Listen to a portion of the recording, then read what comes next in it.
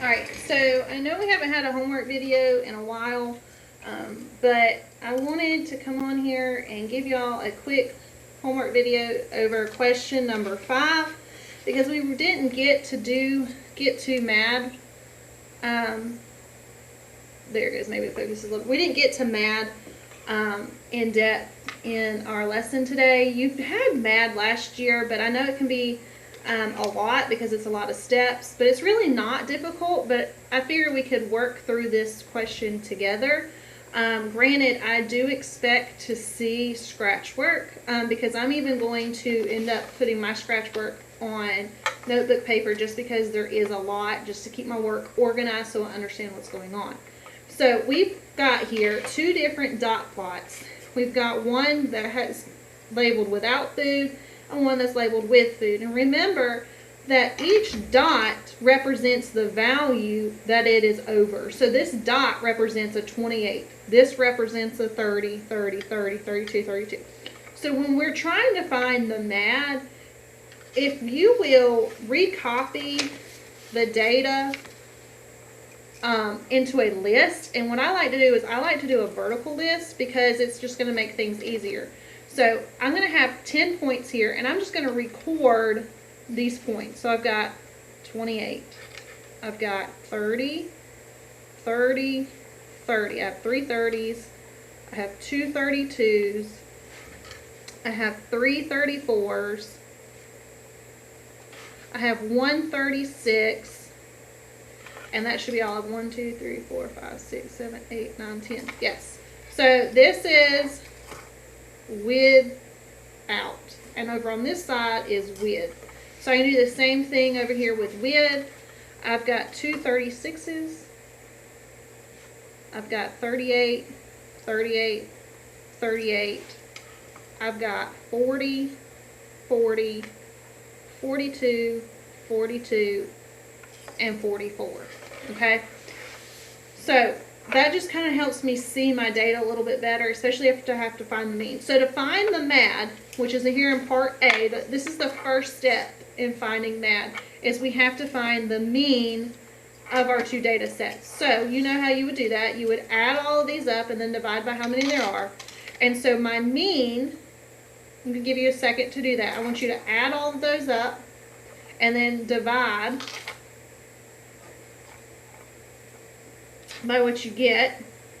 So we get, when you total it up, pause the video, total it up if you need to, but you should get a sum of 320, and we're going to take that 320 and divide it by 10 because that's how many data points we have. So 320 divided by 10 gives me a mean of 32.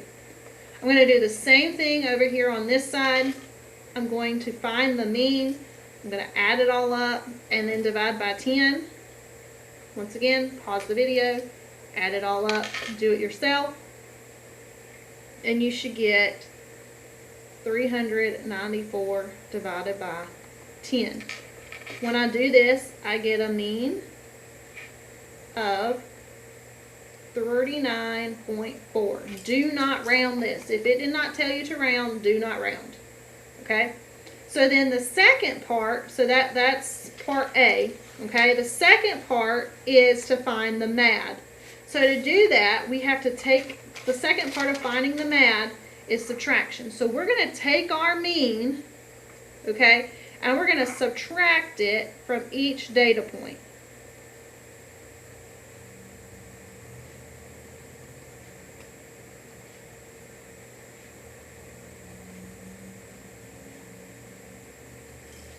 Okay?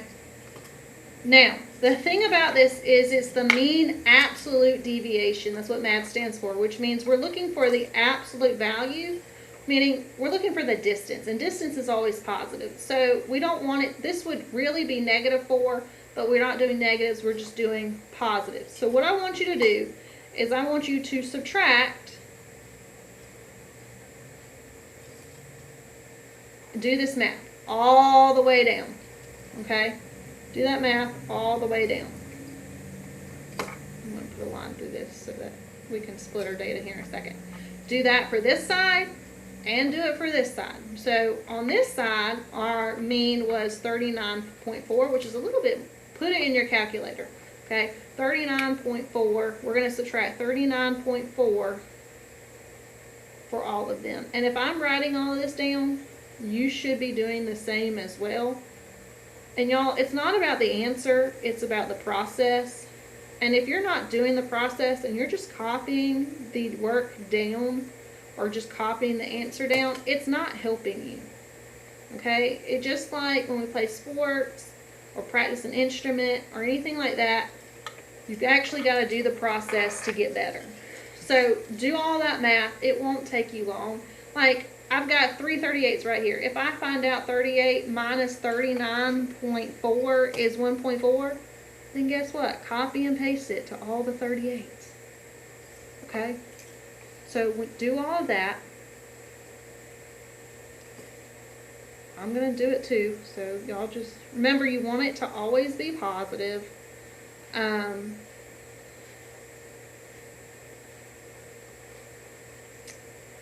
Okay? And so once you've done that for all of them,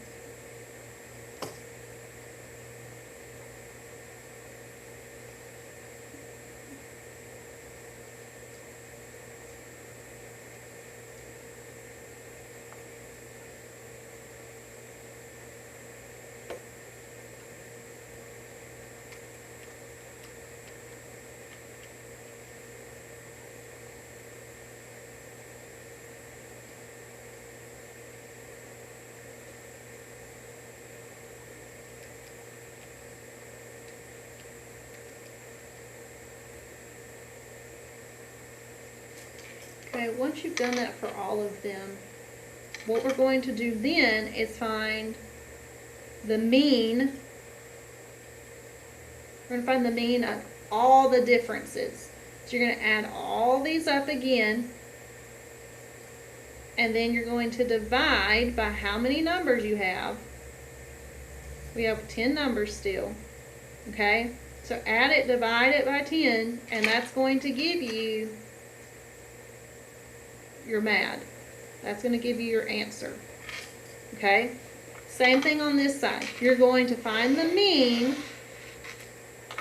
of all the differences, and when you do that, that's going to give you the MAD. And so you should be able to find the MAD for without and the MAD for with. Okay, and so that should be question number 5.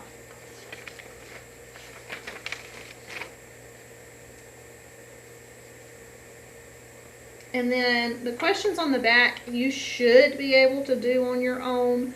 Down here where you're finding the means again, if you want to list all these numbers out, you can.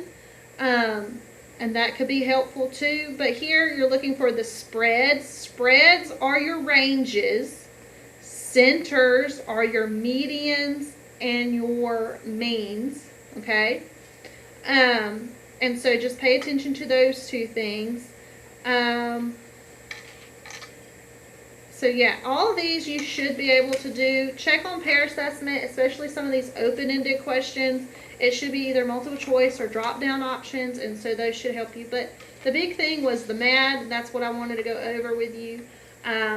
Try your best, show your scratch work, and if you have any questions tomorrow after you've put your answers in pair assessment and we start going over it, please make sure you ask. Okay? All right, have a good afternoon.